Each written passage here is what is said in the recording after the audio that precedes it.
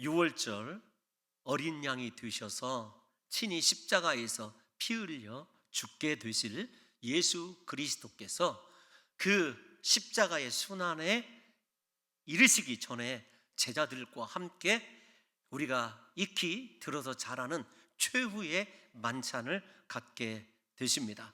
그 최후의 만찬을 우리가 성찬이라고 부르거든요. 근데 이 성찬이 얼마나 중요한지 예수님께서 누가복음 22장 19절을 보면 다른 것을 한 번도 기억하라, 기념하라고 하신 적이 없습니다. 예를 들면 동정녀 탄생을 기념하라, 내가 죽은 자를 일으킨 것을 기념하라, 혹은 더 나아가서 내가 물 위를 걸었던 것을 기념하라, 그리고 오병이어의 기적을 일으킨 것을 기억하라, 이렇게 말씀하신 적이 없으셔요. 주님께서 단 한 가지 기념하라, 기억하란 말과 동일하거든요. 기념하고 우리가 기억해야 될 것은 어떤 것이냐면 예수 그리스도께서 나의 죄를 위하여 십자가에 못 박혀 죽으셨다, 그의 백성들을 죄에서 구원하시기 위하여 십자가에 못 박혀 죽으셨다, 이 사실 하나만 복음이 전파되는 곳이 어디든지 그 사실이 기념되고 기억되게 하셨다는 것입니다. 예수 그리스도의 십자가의 죽으심이 우리의 구원과 우리의 죄사함과 밀접하다고 표현할 수 없을 정도로 완전히 너무도 소중한 사건이기 때문이기도 하지만, 사랑하는 성도 여러분들과 제가 영원히 멸망할 죽음에서 건짐받고 하나님의 자녀가 되게 한 가장 복스럽고 귀한 사건이 예수 그리스도께서 십자가에 못 박혀 죽으신 사건 아니겠습니까? 그래서 예수님께서는 성찬을 행하셔서 예수님의 십자가의 그 대속의 은혜가 우리에게 얼마나 중요한 것인지를 모든 이들이 알게 하셨다는 거예요. 그런데 오늘 예수님께서 그 최후의 만찬을 행하시는 과정을 보면 조금 독특한 면들이 있어요. 무엇이 독특하다고 말씀을 드리냐면, 예수 그리스도께서 이 예루살렘에 올라가셔서 만찬을 갖게 되는 것 아니겠습니까? 마태복음을 읽어보시면 예수님께서 예루살렘에 입성하셔서 한 번은 베다니에서 식사 초대를 받으시고 우리가 알고 있는 마리아로부터 이 향유 부음을 받으셔요, 식사 자리에서. 그런데 그곳은 베다니입니다.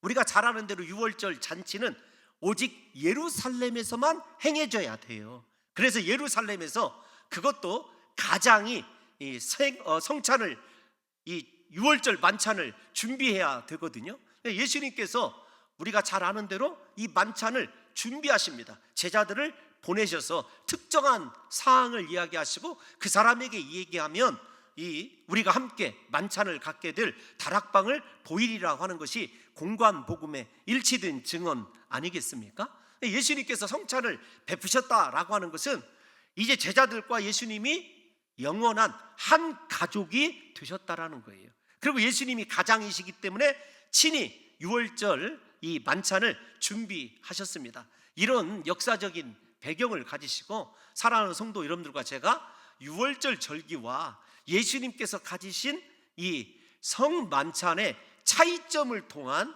제자들에게 보여주시는 영원한 하나님 나라의 모형으로서 주의 교회가 어떻게 성찬을 영원토록 거행해야 되는지를 한번 그 의미와 방법에 대해서 잠시 여러분들과 함께 살펴보고자 합니다. 먼저 성찬의 특징 어떤 거냐면 예수 그리스도께서 감사를 하셔요. 떡을 떼어 주실 때 축복하셨다, 동일합니다. 감사하다는 말씀이에요. 또 우리가 읽은 27절에서 포도주를 나누실 때도 감사하셨다. 먼저 감사 기도가 떡을 나누실 때와 또 우리가 잘 아는 대로 이 포도주를 나누실 때 이루어졌다라는 것을 우리가 알게 됩니다. 6월절의 전체의 의미가 어떤 거냐면 애굽에서 그들의 조상들을 구원해내신 하나님 은혜에 대한 감사라는 건 우리가 잘 알고 있어요. 그래서 이 성찬의 주된 우리가 하나님께 드려야 될 것이 무엇이냐? 감사라고 하는 것, 우리 성도 여러분들과 제가 한번 이 초점을 다시 맞추어야 됩니다. 그러면 예수님은 왜 이렇게 감사하셨을까요? 왜냐하면 하나님의 오랜 섭리와 기다림 끝에 예수 그리스도께서 그의 사랑하는 백성들의 죄를 속량하신 사건이기 때문에 그렇습니다. 예수님께서 이 땅에 왜 오셨죠? 우리가 잘 아는 대로 마태복음 1장 21절을 읽어보게 되면 예수님께서 이 땅에 오신 이유는 자기 백성들을 그들의 죄악 가운데서 구원하시고 건져내시기 위해서예요. 그러니까 예수님이 십자가에 못 박혀 죽으심으로 저와 여러분들이 구원받은 백성이 된 것이라는 것을 우리 성도 여러분들과 제가 익히 잘 알고 있지 않습니까? 그런데 더 중요한 것은 예수님께서 십자가의 고난이 얼마나 고통스러운 것인지를 잘 알고 계시다는 거예요. 예를 들면 이 사랑하는 3명의 제자에게 내가 고민하여 죽게 되었다. 제자들에게는 그렇게 십자가의 고난에 대하여 토로하신 적이 있습니다. 두 번째, 하나님께 기도하실 때 겟세마네 동산의 기도 기억하십니까? 아버지여, 할만하시거든 이 잔이 내게서 지나가게 하옵소서. 그러나 나의 원대로 마옵시고 아버지의 원대로 행하시옵소서라고는 기도를 우리가 기억합니다. 그만큼 십자가의 고난이 극도로 고통스러운 것이라는 것을 예수님이 잘 알고 계셔요. 그런데도 그 고난을 앞에 두고 그 고난을 상징하는 성찬을 행할 때에 예수님께서 거듭해서 하나님께 감사드리고 있고 그 감사를 통해서 그의 제자들, 한 가족이 된 제자들을 축복하시는 것을 우리 성도 여러분들이 눈여겨보셔야 됩니다. 왜냐하면 예수님의 감사는 십자가 고난을 향한 예수님의 시선이 아니기 때문에 그래요. 물론 십자가를 지셔야 되지만 예수님께서 감사하신 이유는 무엇이냐면 하나님의 뜻, 인류를 예수 그리스도를 통하여 구원하시기로 작정하신 하나님의 뜻이 성취되기 때문에 감사하는 것을 우리 성도 여러분들과 제가 아셔야 됩니다. 예수님의 시선이 어디에 있었냐면 십자가라고는 고난에 있는 것이 아니라 그 고난을 친히 감당하심으로 기뻐하실 하나님의 뜻이 이루어지기에 기뻐하실 하나님께 예수님의 시선이 있었던 것을 생각해 봐야 합니다. 그래서 우리 성도 여러분들과 저도 인생에 내가 감당해야 될 고난에 시선을 두는 것이 아니라 그 고난을 통해서도 그 고난을 허락하신 주님께서 이루실 뜻이 있다라는 것을 믿고 하나님의 뜻의 성취에다가 우리 인생의 초점을 맞추게 되면 어떤 상황에서도 예수님처럼 하나님께 진실한 감사를 올리게 될 줄로 믿습니다. 그래서 우리 성도 여러분들과 저도 이 예수님의 감사하는 십자가를 앞에 두시고도 감사하는 그 신앙을 저와 여러분들이 본받음으로 말미암아 사랑하는 성도 여러분들이 이르는 곳에 어떤 상황 속에서도 하나님을 향하여 진실한 감사를 통하여 여러분의 인생을 축복하시고 여러분들의 모든 상황들을 축복할 수 있는 믿음의 사람들이 되시기를 예수님의 이름으로 축원합니다. 고난이 중요한 게 아니라 저와 여러분들이 한 번만 고민해 봤으면 좋겠어요. 나는 하나님의 뜻을 이루는데 내 인생이 사용되어지고 있는가? 나를 이 땅에 두시고 봉동중앙교회에 두신 하나님의 뜻이 성취되고 있기 때문에 나는 날마다 감사한다. 여러분들과 제가 이 땅에서 잘되고 건강하고 형통할 때 감사하는 것 말고요, 내 인생을 통하여 성취되고 있는 하나님의 뜻 때문에 어떤 상황에서도 하나님을 높여드리고 감사할 수 있는 믿음의 사람이 되었을 때 진정한 성찬이 가져다주는 내 인생에 하나님이 계획하신 뜻이 성취된 때문에 감사할 수 있는 예수님 닮은 감사가 우리 가운데서 그렇게 올려드릴 수 있다는 거죠. 우리 성도 여러분들이요, 부디 십자가 고난에 초점을 맞추시기보다는 하나님의 뜻을 이루어지는데 아버지를 기쁘시게 하는데 초점을 맞추신 그리스도의 신앙이 저와 여러분의 신앙이 되시기를 예수님의 이름으로 축원합니다. 여러분, 그리스도를 본받아라고 하는 유명한 책이 있습니다. 성경 다음으로 많이 팔린 책이에요. 15세기 사람인데 토마스 아켄버스 들어보셨을 거예요. 그런데 그분이 하나님의 뜻을 이루어야 되는 우리의 인생에 대해서 이렇게 함축했어요. 읽어드릴게요. 하나님을 사랑하고 그분만을 섬기는 것 외에는 헛되고 헛되니 모든 것이 헛되다. 최고의 지혜는 이것이다. 세상을 그 실체대로 즉 타락하고 덧없는 것으로 보라. 세상을 사랑하되 세상을 위해서가 아니라 하나님을 위해 살아가라. 자신의 모든 노력을 하나님의 뜻을 이루는 쪽으로 지향하라. 그러니까 인생에 헛되지 않은 것은 한 가지입니다. 하나님의 뜻을 이루어드리는 인생.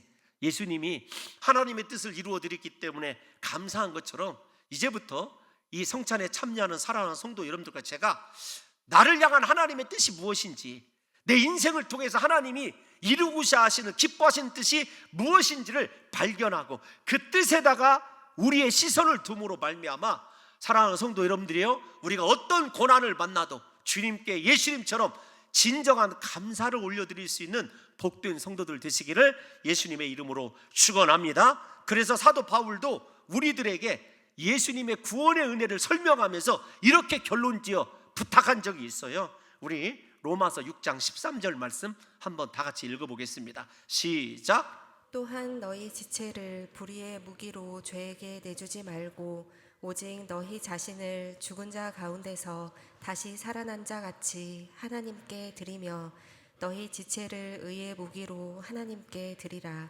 아멘. 우리 모두가 다 십자가의 보혈의 은혜 때문에 죽은 자에서 산 자가 되었습니다.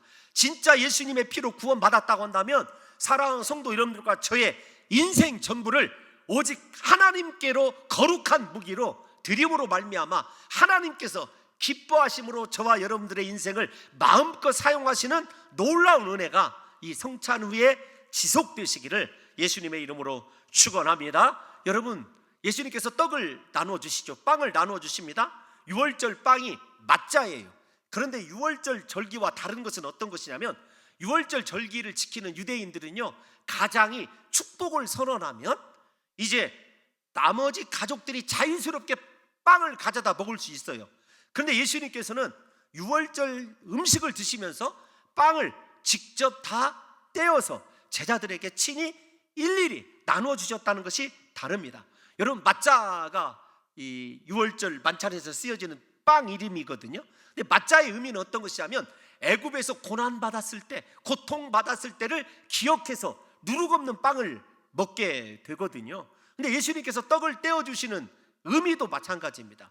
예수님께서는 우리 제자들이 애굽에서의 육적인 고난은 없지만 이 땅 가운데서 하나님의 사람으로 살아가야 되는 모든 고난을 이 성찬을 통해서 해결해 주셨어요. 그런데 그 고난 가운데서 우리가 한 가지를 꼭 짚어서 말씀드린다면, 우리의 영적인 고난은 어떤 것이냐면 죄로 인한 고난입니다. 우리의 삶에 일어나는 문제들이 다 죄 때문은 아니지만 다 죄와 연관이 있고 우리의 영이 하나님의 사람으로 회복되기 위해서 반드시 벗어나야 될 것이 죄로부터 구원 아니겠습니까?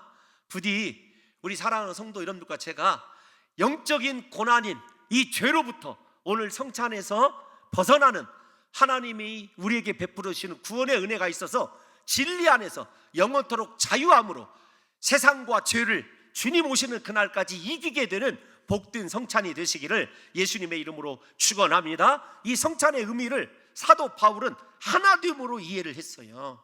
우리 고린도전서 10장 16절에서 17절 한 번만 읽어보겠습니다. 시작. 우리가 축복하는 바 축복의 잔은 그리스도의 피에 참여함이 아니며 우리가 떼는 떡은 그리스도의 몸에 참여함이 아니냐. 떡이 하나요 많은 우리가 한 몸이니 이는 우리가 다 한 떡에 참여함이라. 아멘. 사랑하는 성도 여러분들이요, 우리가 하나됨이에요. 하나됨.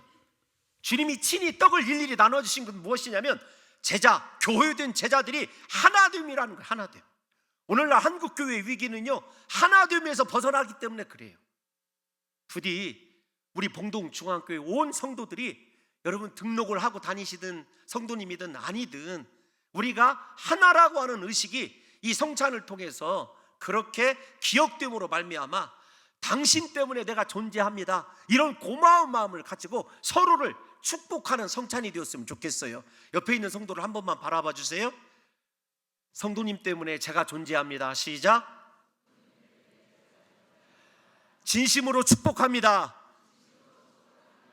여러분, 영원까지 봉동중앙교회라고는 하나님이 주신 거룩한 이름으로 하나된 공동체를 이루어서 우리가 하나님의 뜻을 이루는 진정한 한 몸을 이루시기를 예수님의 이름으로 축원합니다. 우리가 피의 의미는 잘 알죠. 유월절 만찬에서 포도주는 축배의 의미로 쓰입니다. 4차례나 포도주를 나눠야 되거든요. 그런데 예수님께서는 이 포도주를 주님의 피로 말씀하셨고 그 피로 말미암아 얻어지는 유익이 죄사함이에요. 왜 그럴까요? 피 흘림이 없이는 속죄가 절대로 존재할 수 없기 때문에 그렇습니다. 우리 히브리서 9장 22절 한번 읽어보겠습니다. 시작. 율법을 따라 거의 모든 물건이 피로써 정결하게 되나니 피 흘림이 없은즉 사함이 없느니라. 아멘. 예수님께서 피 흘려주셔서 저와 여러분의 지난날의 모든 죄, 지금의 죄, 미래의 죄까지 다 속량 받으신 줄 믿으시기를 예수님의 이름으로 축원합니다. 그렇다고 한다면 속죄받은 인생은 어떻게 살아야 될까? 히브리서 9장 13절에서 14절 한번 읽어보도록 하겠습니다. 시작. 염소와 황소의 피와 및 암송아지의 죄를 부정한 자에게 뿌려 그 육체를 정결하게 하여 거룩하게 하거든. 하물며 영원하신 성령으로 말미암아 흠없는 자기를 하나님께 드린 그리스도의 피가 어찌 너희 양심을 죽은 행실에서 깨끗하게 하고 살아계신 하나님을 섬기게 하지 못하겠느냐. 아멘. 여러분들이 정말로 예수님의 십자가 보혈로 구속받았다고 한다면, 우리의 모든 지난날의 죄가 깨끗하게 사함받았다고 한다면 우리는 하나님만 섬기는 사람으로 그렇게 서 있게 되어 있어요. 이것이 보혈의 능력입니다. 오늘 지금까지 혹시 하나님을 온전히 섬기지 못했다고 한다면 소망합니다. 저와 여러분들이 오늘 이 성찬에 참여할 때 주여 영원토록 하나님만 기쁘게 하겠습니다, 하나님만 섬기는 하나님의 거룩한 사람이 되겠습니다라고 서원하실 뿐만 아니라 그 은혜가 공급되어져서 봉동중앙교회 모든 성도들이 영원토록 하나님만 섬기시는 귀한 성도들 되시기를 예수님의 이름으로 축원합니다. 마지막으로 한번 생각해야 될 것이 어떤 것이냐면 30절 말씀을 보면 찬미하며 나가니라고 하는 말씀이에요. 여러분, 6월절이 끝나면 찬송이 2번 불려지게 됩니다. 하나는 113편에서 10편입니다 118편까지가 길게 낭송이 되어지고요, 마지막 대할렐이라고 해서 큰 할렐루야라고 해서 10편 136편이 낭송이 되어져요. 시간이 없지만 제가 136편을 꼭 소개하고 싶습니다. 1절 2절까지만 한번 읽어볼까요? 시작. 여호와께 감사하라. 그는 선하시며 그 인자하심이 영원하미로다. 신들 중에 뛰어난 하나님께 감사하라. 그 인자하심이 영원하미로다. 아멘. 시편 136편에서요 마지막까지 낭송되는 말씀이 어떤 말씀인 줄 아십니까? 그 선하심과 인자하심이 영원하도다예요. 매 절마다. 사랑하는 성도 여러분, 예수님께서 제자들과 함께 선하시고 인자하신 영원하신 하나님을 마지막으로 찬미하며 감난산으로 나갔습니다. 어떤 겁니까? 하나님은 언제나 오르시다라는 거예요. 십자가의 고난도 예수님께서는 찬송할 하나님의 선하심과 인자하심이었습니다.